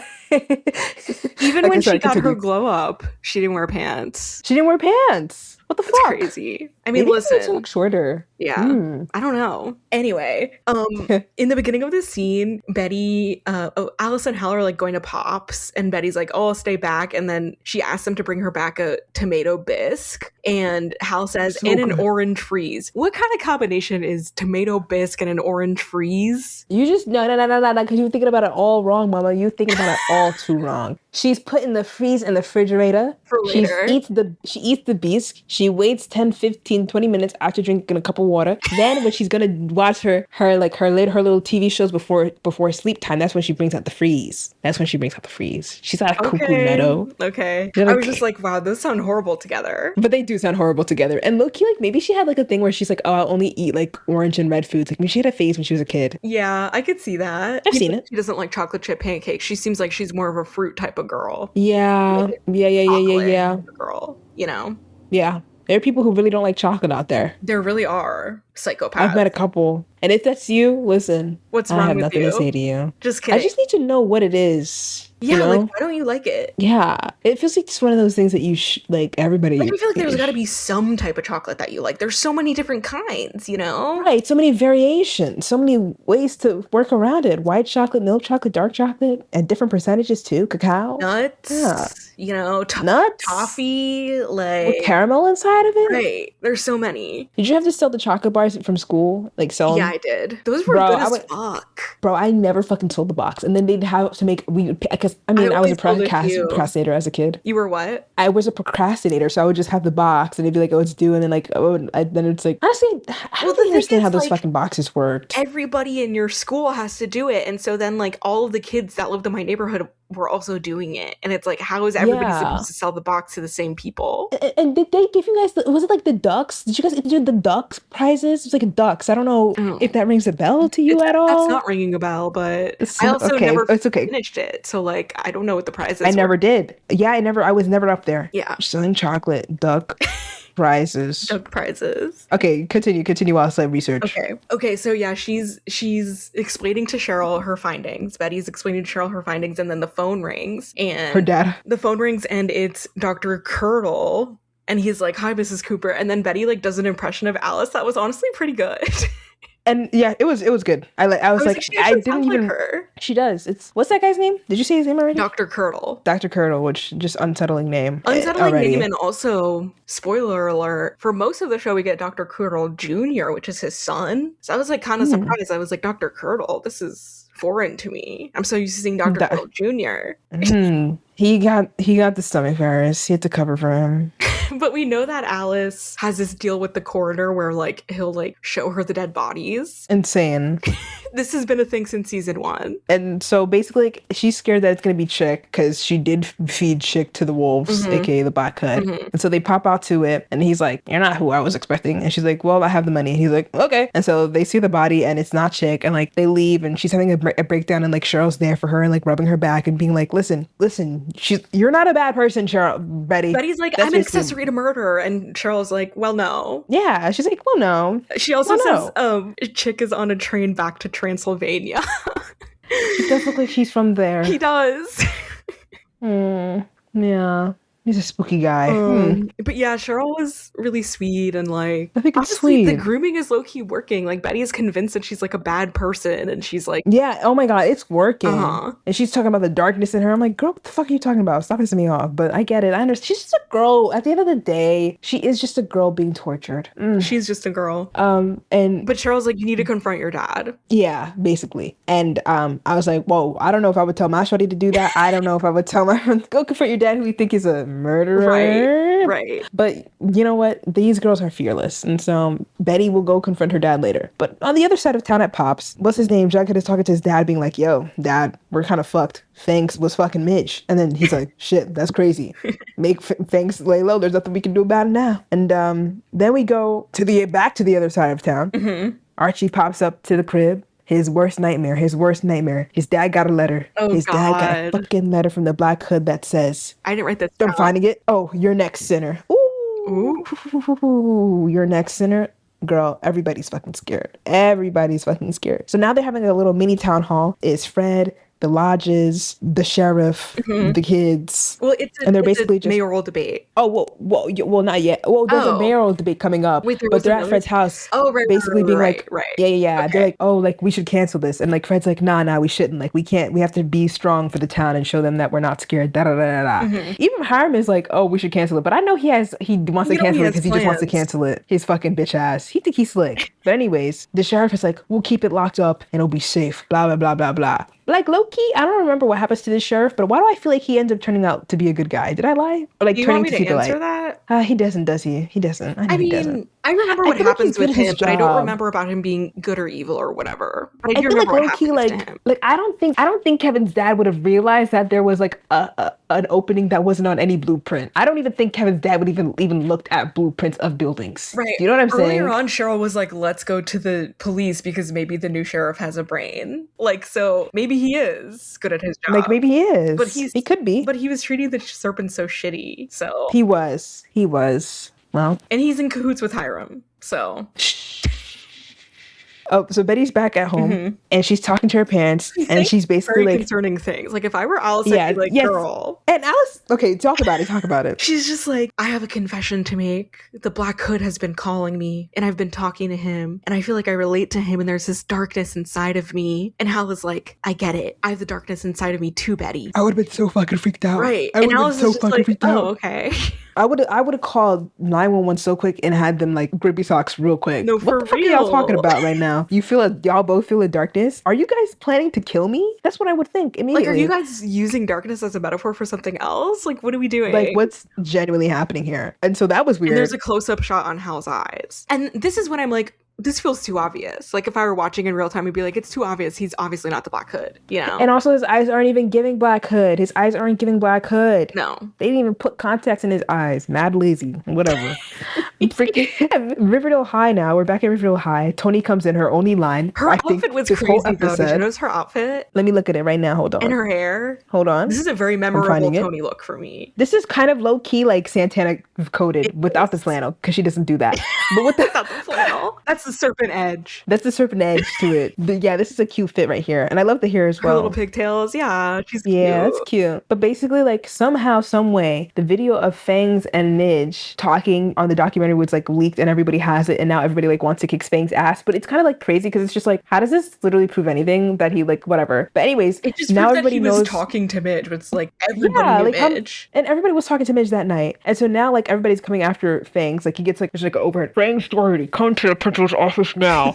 And from one corner you have the fucking Bulldogs and Reggie. The other corner you have the fucking police. He's fucking circled and people are after him. And like sees the Bulldogs and then goes back to the police. And I was like, I'm sorry, you're more scared of the Bulldogs than the police. Listen. But whatever. I get it. Look at, I mean, they like go to arrest him and like a pocket knife drops out of his pocket. Knife falls and out. I was like, who cares if he has a pocket knife? But then I was like, oh wait, they're on school property. So like he can't have that on school property. And then I was like, I guess she was stabbed. I was like, we saw the knives. They were still in her, weren't they? So it's like, okay, like who's to say? Yeah, but I don't think that's what it was. I think they were just using it as like, oh, you have a weapon on you. You're like a bad kid. Like you could have done this, you know? But I think they were gonna arrest him anyways, though. Yeah, of course they were gonna arrest him anyways. I just don't understand. Like Reggie's so fucking annoying. Like he's such an idiot. Whatever. Like we knew this, but it's like, ugh, like you're annoying me. Yeah, he was really fucking annoying in this episode. Really annoying. Like he took all of Archie's annoying traits and like he swallowed it, and then he's still digesting it, and soon enough he's gonna shit it out. Yeah. But yeah, so they were being mad rough with my boy Fangs, who I know you don't like future Fangs, but Fangs is fine with me right now. Yeah, so. I'm not letting that we'll get to that when we get to cloud. it. I'm not letting it cloud my opinion now. Right. Because you're so just and kind. It's also like the show gets so convoluted at that point. It's so far from now. Like, Right. So but back at Fred's house, Archie is, back on his he's back on his bullshit. baseball bat. He's back on his bullshit, talking about I'm staying up all night. The black kid wants to come here. He's gonna have to come through me. And Fred's just like, brother, we have a deputy outside. And Archie's just like, what if he falls asleep? The black hood sneaks in. And then Fred is just, and then they have like a little heart to heart. And this hug looks so nice. It was a really sweet scene. It kind of made me emo. This hug was like so like real. Whoa. It was a sweet scene because Archie like genuinely was just he was like, Dad, I'm scared. Like I really thought that you were gonna die, and like it scared me. It's like a genuine moment. I'm looking at this hug right now. Like it's such, like when a hug just feels like it's you're like, there are like hugs where it's just like a flow state of a hug. Like every curve is fit into the right place. Like you were designed to hug each other. You know what I'm saying? And those hugs exist in every relationship. And I feel like this is their best fucking hug I've ever seen. Like this is a father who loves his son. And a son who loves his fucking father. And a son who was scared, and his father was comforting him. Scared, and he's holding him. Aww. We love Fred and Archie. Oh my god. Farchie. Fred, best parent in the show. Oh my god, by far. What a good man. What a good man. And then we go back to some bullshit to Reggie. Take it away. I don't want to hear. My note just says Reggie needs to fuck off. Yeah, so Reggie and the Black Circle pull up to the White Worm, and they vandalize a bunch of shit. They set the dumpster on fire. They slash cars. Next morning, Jughead's calling Archie. Boom, boom, boom. Archie, what the fuck, man? You took it too far. Archie's like, mind you, Archie's asleep. He's sleeping. Like, he was up protecting his dad with his life. Right. Well, he was asleep, but he was up at a point protecting his dad with his life. He fell asleep in the chair. And Jughead's like, yo, like, why would you guys do this? And Archie's like, bro, I wasn't a part of that shit. I wasn't, like, a part of it. Like, I didn't do that stuff. That wasn't me. I didn't do that stuff. Okay? And basically, Jughead tells Archie what happened, and then Archie's just like, he has that face that he always has, like, where he's, like, thinking thoughts. And then Archie's like, not Archie, Jughead's, like, outside of the jailhouse, I guess you could say. And like Fangs is like getting interrogated by this new sheriff whose name I don't quite recall. And again, Mayor McCoy, she needs a check. She's not the mayor anymore. I know being the mayor doesn't. Doing this pro bono, and I was like, why? Probably because she hates Hiram. Oh, I think that's a good call. Yeah, I was like, I think if helping, because Jughead is a sore in Hiram's fucking ass, and so if helping Jughead means, I feel like she thinks if helping Jughead will inherently just harm Hiram in a way. Okay. That's my thought. That's my theory. But I was also just like, but she also hates the serpents. Like, it didn't really make any sense to me, but whatever. She's the only lawyer in Riverdale. But I think she hates Hiram and them more. Fair. Okay, we'll go with it. Yeah, but she's Fangs is getting investigated. Even though I think it's illegal because you're not allowed to investigate minors by themselves. It fucking pisses me off. Every fucking teen show I watch, minors are getting interrogated by cops. They do. So, oh my god, have you not watched? Have you watched the Central Park 5? No. Do you know what you know who they are? No, I don't watch like true crime stuff. So the Central Park 5 basically, like, they were 5 boys in New York. It was in the 90s. There's this woman who was assaulted, just trigger warning. She was raped and killed in Central Park, and they're trying to figure out who did it. And they basically, like, the police pinned it on like 5 black boys because they're like, oh, you guys were the park, this and the third, and they like interrogated all the boys like by themselves. Some of the boys, I think one boy like they made him read something, but he couldn't really read, and that he maybe had like some hearing difficulties or this and the third. Like, basically it was like that, like, and they basically got framed. And it's another thing like where people hate Donald Trump for, because he was like basically like calling for them to be killed because of it. This was recent? This was like in the 90s. But like, yeah. And so like they were literally all in jail for a crime that they didn't commit, and they were like a lot of them were interrogated without any parents or any like legal advisory or anything like that. This doesn't surprise me. And so that's why I know that this happens in real life,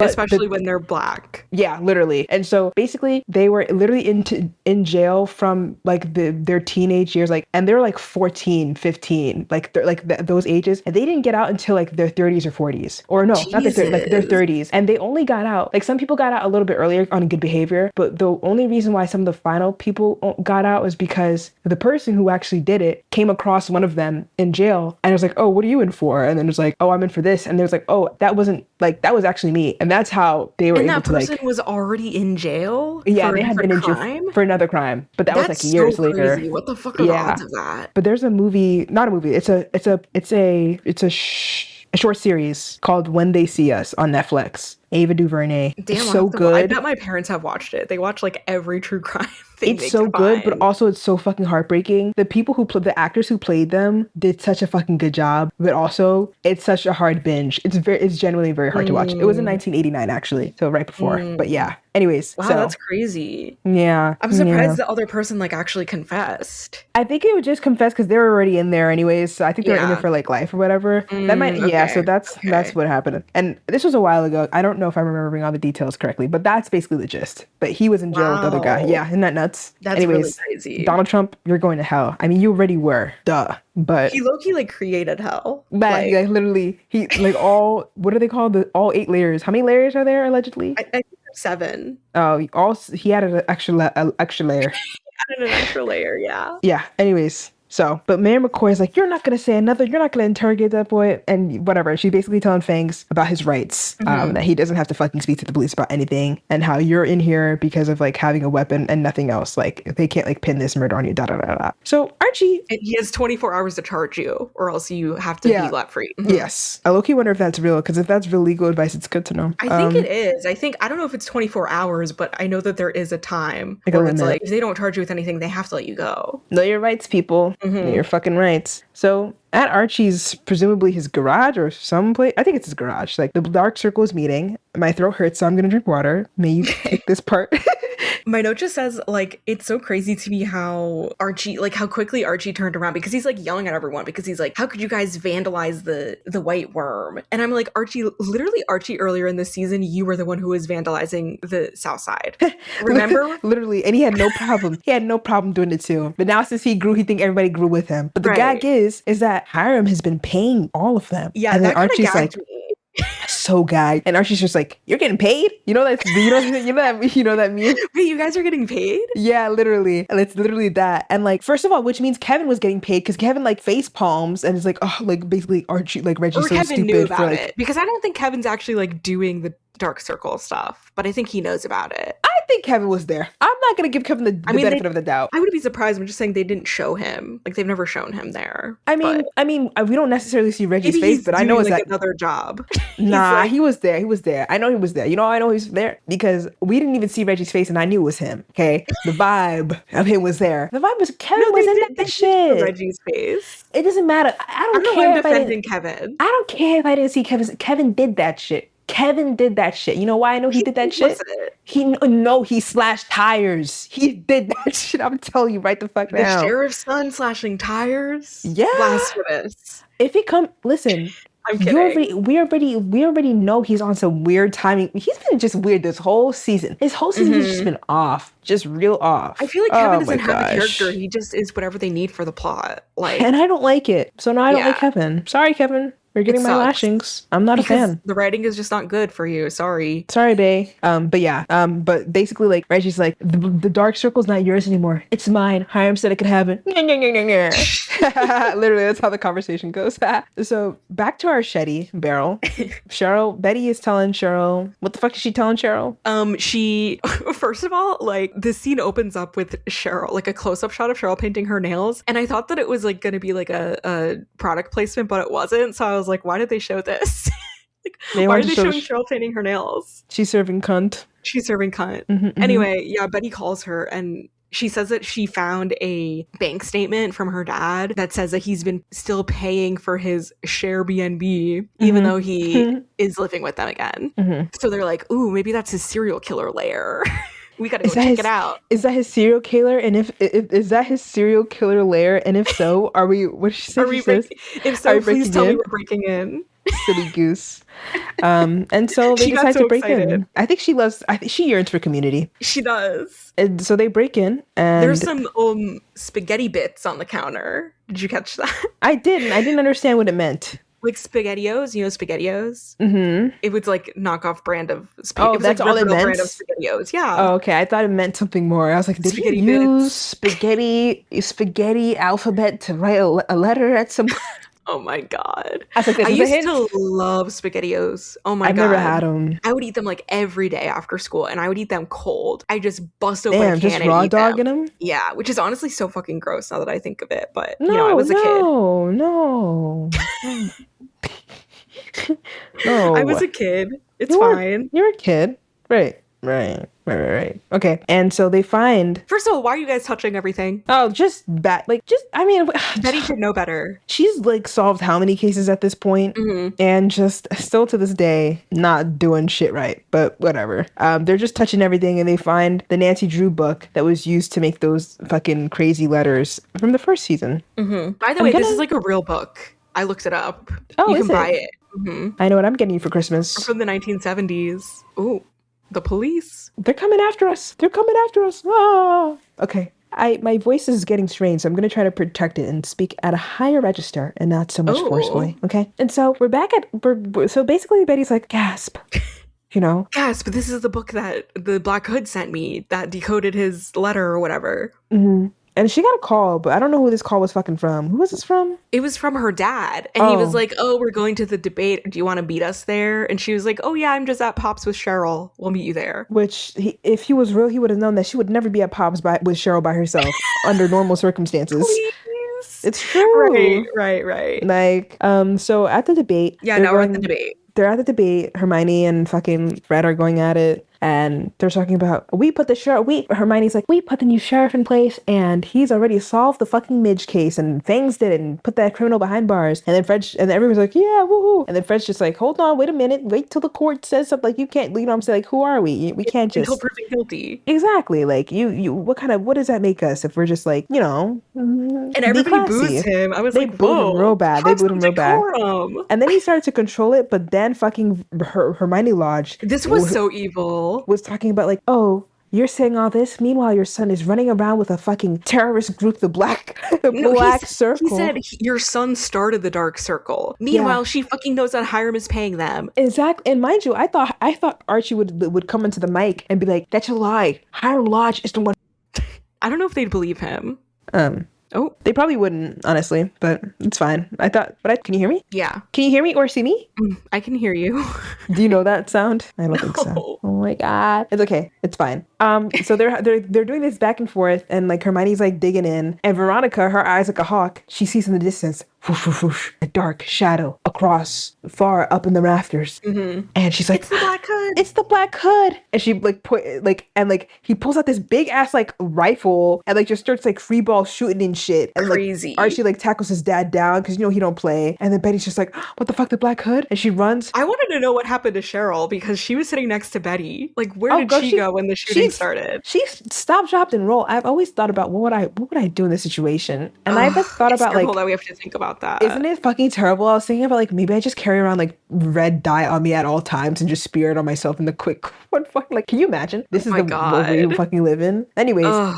But she runs to the front of the fucking stage and like Hal is there. Right, and so it's like, oh my God, he can't be the Black Hood. Like, what are we gonna do now? Like, what the fuck?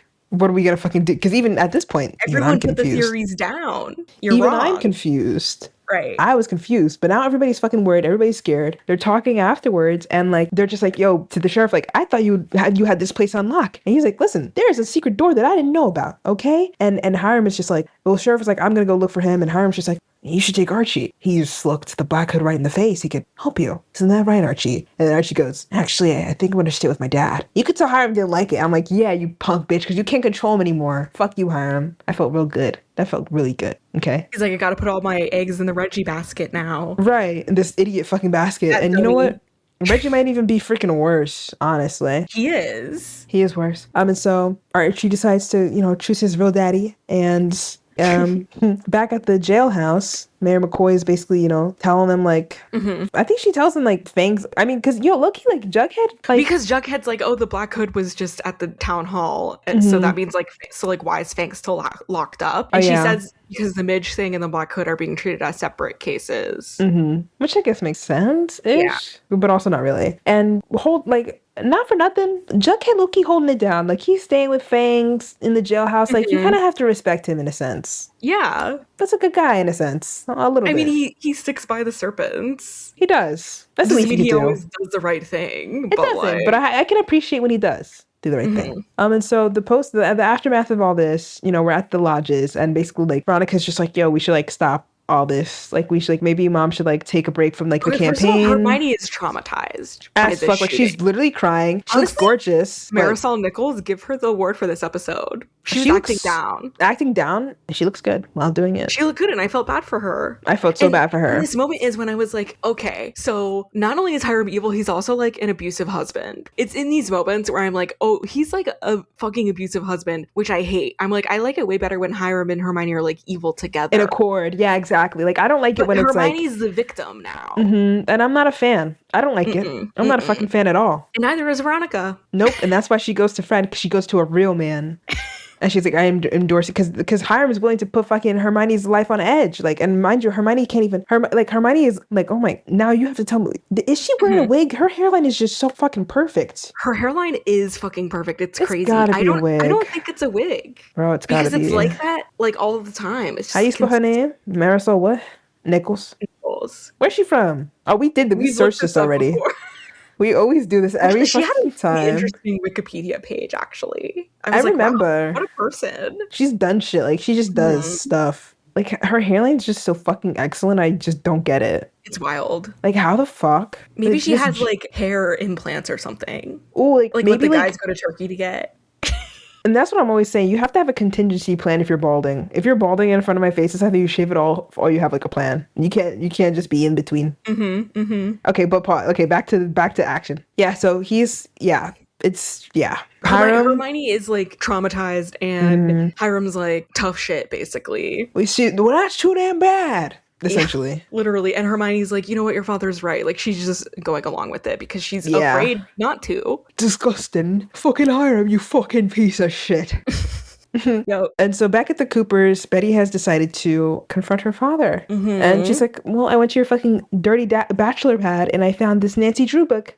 What the fuck does it all mean? The Black Hood used this shit to fucking get to me. And then he's like, Betty, I got this on Amazon because for Christmas, I was going to give it to you for Christmas, Betty. For a birthday present, but yeah. For birthday present. You didn't think I was the Black Hood, did you? Kind of a good excuse. No, it was. I was like, oh, he a good ass liar. I would have believed him. I would have too. And I would have hugged him right then and there. But I don't think Betty did, which is crazy. She did not. That's what I'm saying. Like, she's like a more controllable Veronica in the sense that Veronica will always be like, it was my dad, wasn't it? And like annoying about it. Betty's always skeptical. And Betty's like skeptical, but she's skeptical, but in a different way. Exactly. I think Betty just controls it more.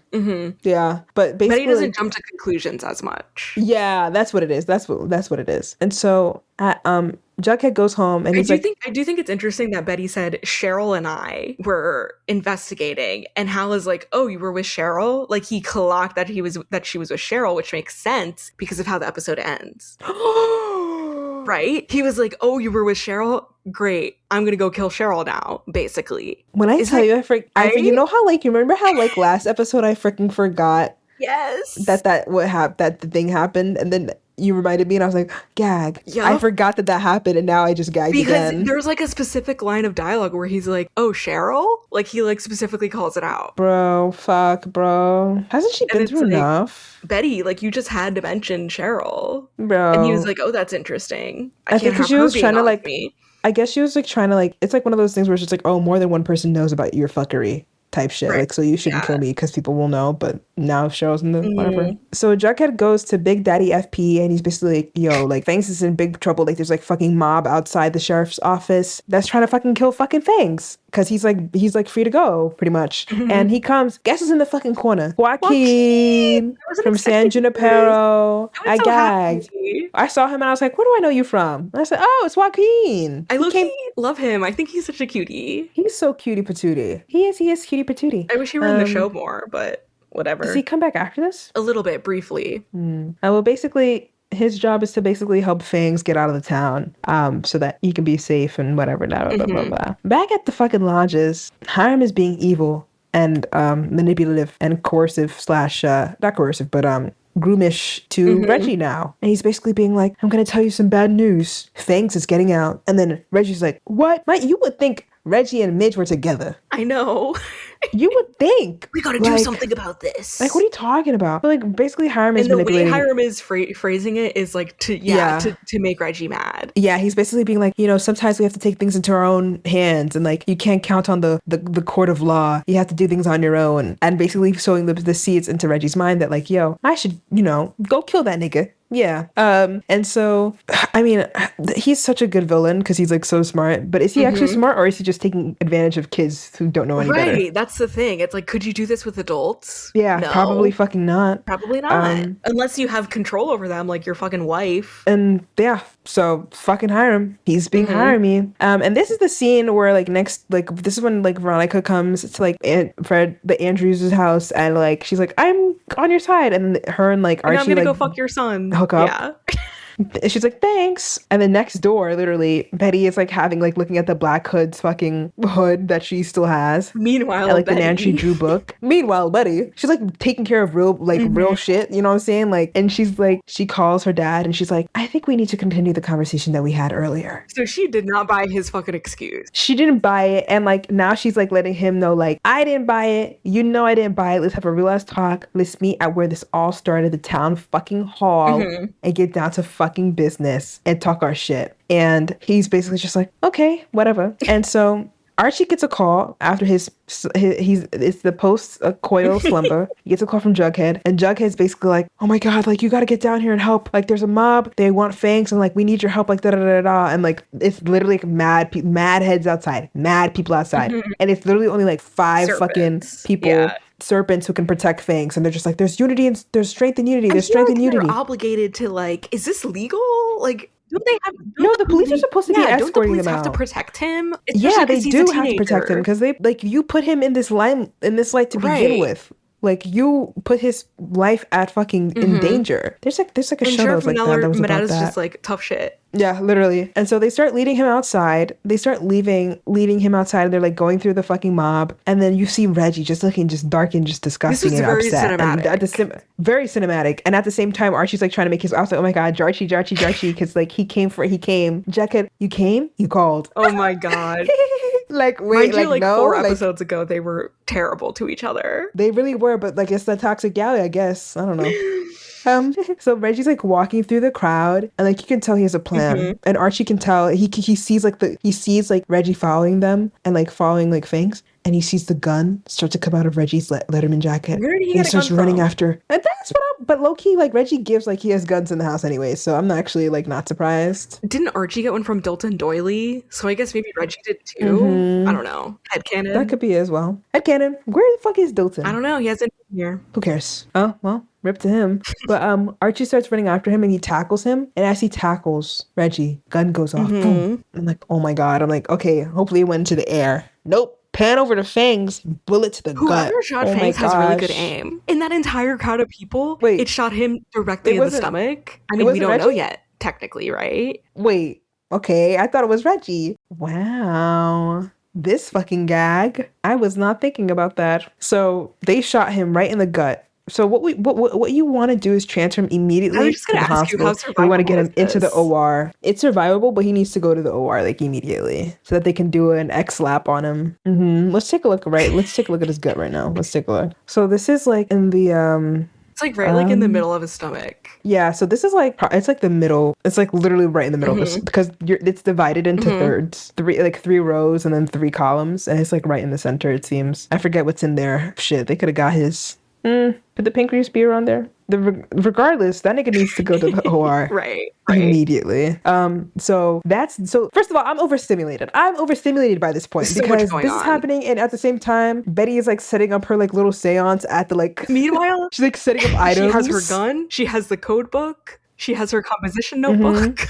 She's like setting shit up. She's like ready to she's just like sitting in the dark town hall building by herself. And like you hear a knock, knock, knock, and you think that like, oh, he's finally like made his way to see Betty and like whatever. It's so funny that all this is happening and Cheryl's just like sitting at home reading a book. And then Betty's just like off by herself. Like she's just off by herself with all these like miscellaneous items in front of her. And so these are my notes. I say, quote, why Reggie trying to shoot? OMG, they shot Fangs. OMG, they shot Fangs. I'm overstimulated. Now we back with Betty. ... Wait, we're with Cheryl now? Oh, gee. The Black Hood is outside that door? Yeah. Bro, I said was I forgot gagged. about the I last was 30 gagged. seconds of this episode. Like, that's so fucking crazy. and then, yeah, like, the Black Hood is just like it's at her actually door, so and then it ends on crazy. her screaming. When I tell you, like, I'm not, bro, I just shit. Like, just right there. Just like that. I just have to let it all go. It's so fucking crazy that, like, okay, so, like, Hal was supposed to go meet up with Betty, but he went to go kill Cheryl instead? Like, don't you have a life? Like, what the fuck was the plan there? Me saying, don't you have a life? As if this guy's not, like, murdering people. Get a life. God. Get a fucking life, The song loser. that was playing God. during the scene outside of the police station, Riverdale loves this artist. This artist, Clergy. Like, I swear to God, they use this artist, like, twice a season in the show. I bet you this artist got all their fucking money just from Riverdale using their songs. Props. It's like with Glee putting people on. But yeah, that's the episode. That's the episode. The ending was drama. Oh, the drama. Loved Cheryl and Betty indeed. teaming up. Loved the Me as well. ending. The rest of it was fine. Yeah, that's pretty much it. Yeah, there's not much. Yeah, but it was good. I mean, well, it was fine. Yeah, it's setting up. It's setting shit up. Setting shit up because And there's that's 2 all you more can ask episodes for. left. Yeah. Crazy. Yeah. Whew. Well, that was the episode, guys. I hope you guys enjoyed. Let us know your thoughts on the episode, and let us know who you think the Black Hood is. Let us know who you think the Black Hood is. I wonder when it's going to be revealed. You don't actually know that, do you? Well, I'm assuming they're going to pick up the same similar pattern as last season, where they put the finale like just led into the next season. You know Right, what I where they mean? revealed it in the penultimate episode, the second to last. Yeah. And then the final episode is kind of just like The resolution to the everything. fixings. Yeah, Uh-huh. pretty much. Yeah. Yeah. Banger. You know that song? Of course. Okay, just control. I'm just trying to see. I'm just Come trying to on. see. Okay. I'm very familiar Period, with mama. all of the You've seen it. yeah, all of You've heard the recent Beyonce albums. Period. Good job. Thank you. Well, Well, go follow us on Well- social media, make sure you follow us on social media. And sorry. and we'll try to get on a consistent schedule again. Yeah, we'll fucking see. Also, yeah, we'll see. Also, I've been thinking of like episodes to do in between seasons, like bonus episodes. Like one of our listeners said that we should do an episode where we read fan fiction. Oh my gosh, that would be That would fun. be fun, but I'd have to figure out like how we would do that. Like, what are we just reading We fan just fiction read- on the podcast live? We have to do one where it's like everybody's included. Or like we look at like crack ships, like we like find fanfic for like crack ships. That could be sweet too. That could be something. We'll see. We'll see. Well, make sure that you do things we always ask you to do, which are follow us on all social media, Twitter, TikTok, Instagram. Make sure, we've been getting emails. You can add to, we read every email that we get. So if you want to be read out loud, or if you don't want to be read out Yeah, loud, if you that's don't want to be completely read out fine loud, too. let us know. That's also fine too. Like, we just literally want to hear, okay, please, all right? Make sure to follow the Instagram, and let us know your thoughts on the episode, and Happy Pride we Month. hope that you're doing well, and happy Pride Month. Be who you are. Be who you I'm are. beautiful in my way, 'cause God makes no Exactly. mistakes. I'm on the right track, baby. I was born this way.